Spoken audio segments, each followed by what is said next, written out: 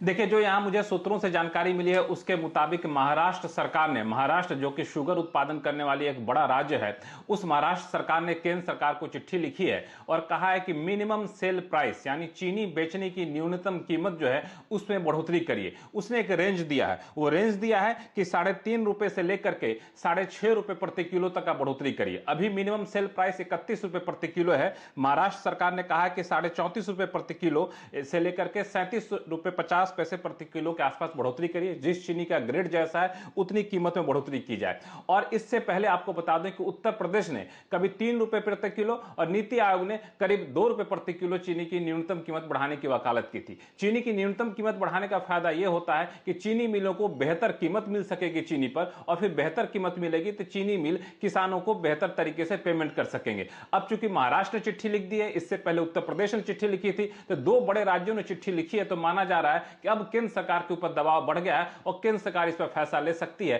कि चीनी की न्यूनतम कीमत बढ़ाई जाए। बता दूं कि न्यूनतम कीमत का मतलब यह होता है कि चीनी आपको कितनी कीमत पर बेचनी है चीनी मिलों को, यह सरकार तय करती है। उसी कीमत को बढ़ाने की बात हो रही है।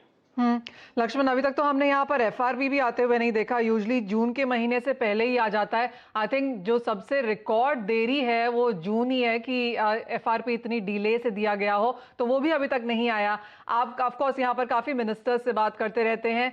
जैसे जैसे हम एफआरपी आता हुआ देखेंगे वैसे ही शायद आई थिंक एमएसपी के भावों में भी यहाँ पर इजाफा होता हुआ नजर आएगा, क्योंकि ये सेक्टर एक ऐसा है जहां पर हमने काफी लॉसेज आते हुए देखे हैं। क्योंकि जो आपका बकाया है किसानों का वो तो है ही और वो बढ़ता ही जा रहा है, लेकिन चीनी ना इतनी बिक पाई है और उसके भाव भी ₹31 पे हैं। जैसे आपने कहा कि जो कॉस्ट ऑफ प्रोडक्शन है वो 34 से 36 के बीच में है। तो इस बारे में भी आप कुछ सुन रहे हैं कि एफआरपी एमएसपी हम कब तक यहाँ पर सुनता हुआ देखेंगे?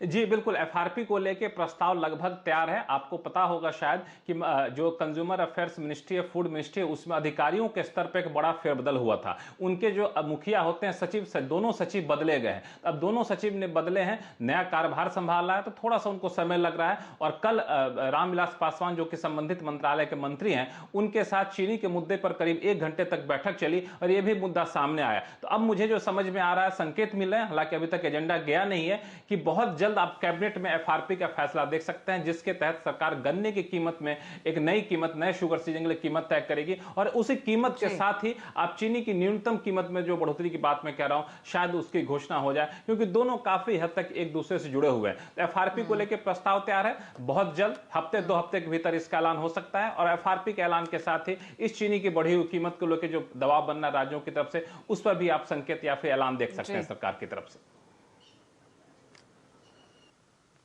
शुक्रिया लक्ष्मण ये डिटेल्स बताने के लिए। तो पॉजिटिव खबर पूरे शुगर स्पेस के लिए, और आप देखिए रिएक्शन भी आ रहा है। आप देखिए आंध्र शुगर, बलरामपुर चीनी, सब स्टॉक्स दिन के ऊपरी स्तरों पर आ चुके हैं। ईआईडी पैरी आप देखिए यहाँ पे एक सडन मूव आया है और ये स्टॉक भी अब दिन के ऊपरी स्तरों पर ट्रेड कर रहा है। तो अच्छा मोमेंटम हम शुगर स्पेस में देख रहे हैं इस खबर की वजह से, और अगर ये डेवलपमेंट होती भी है तो ये स्टॉक के लिए पॉजिटिव रहेगा। तो नजर रखकर चलिए शुगर स्पेस पर पूरे ही। लेकिन आगे बढ़ेंगे और एक और इंपॉर्टेंट खबर है वो आपको बता देते हैं। किसानों को अपनी फसल बेचने में आसानी हो और उनकी आय बढ़ सके, इसके लिए कृषि मंत्रालय नीतिगत सुधारों पर जोर देगा। सूत्रों के मुताबिक प्रधानमंत्री कार्यालय ने कृषि मंत्रालय को जमीनी स्तर पर 3 बड़े सुधारों को लागू करने की सलाह दी है। इसके लिए कृषि मंत्रालय ने स्पेशल सेल बनाकर काम करने की शुरुआत भी कर दी है। आसिम मनचंदा हमारे साथ मौजूद है इन्हीं डिटेल्स के साथ। आसिम बताइए कौन कौन से सुधारों पर जोर है?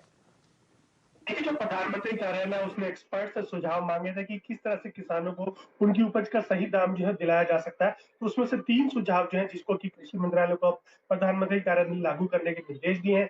कृषि मंत्रालय ने इसके ऊपर एक स्पेशल सेल जो है वो बना करके काम करने की शुरुआत जो है वो भी कर दी गई है।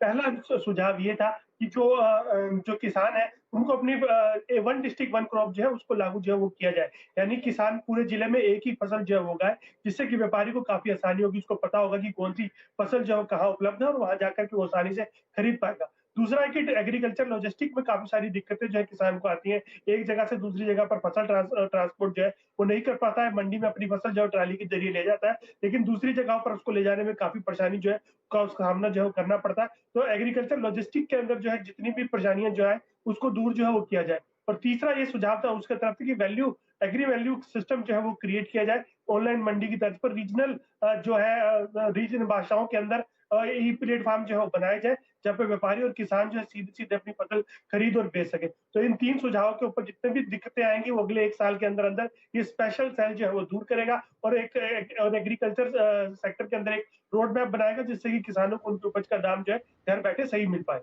असीम, बहुत शुक्रिया। ऑफ कोर्स वहां पर काफी सारी मूवमेंट है और असीम उसके ऊपर एक नजर रखे हुए हैं। इससे पहले कि हम शो समाप्त करें, अनुज, बहुत सारी एग्रीकल्चर की आज खबरें थी, आप सबको कैसे देखते हैं और क्या बेहतर स्ट्रैटेजीज हैं अब इस सेक्टर के लिए?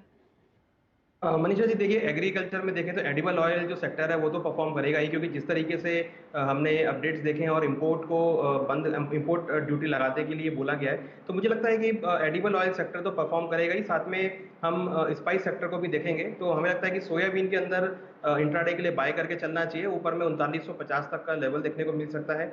और अगर स्पाइसेस को देखें तो टर्मरिक के अंदर हमने काफ़ी अच्छा मूवमेंट आते हुए देखा है, तो टर्मरिक की डिमांड, एक्सपोर्ट डिमांड बढ़ सकती है। मुझे लगता है कि 5800 तक के लेवल टर्मरिक में देखने को मिल सकते हैं। तो एग्रीकल्चर मुझे लगता है कि अभी भी पॉजिटिव है, वहाँ भी बाय का ट्रेड ही बनाना चाहिए। शुक्रिया आपका अनुज, आने के लिए शो में और अपनी स्ट्रैटेजीज बताने के लिए। मनीषा जी, आपका भी शुक्रिया। इसी के साथ एक ब्रेक का वक्त हुआ है। ब्रेक के उस पार आप देख सकते हैं फ्यूचर एक्सप्रेस वीरेन के साथ। नमस्कार।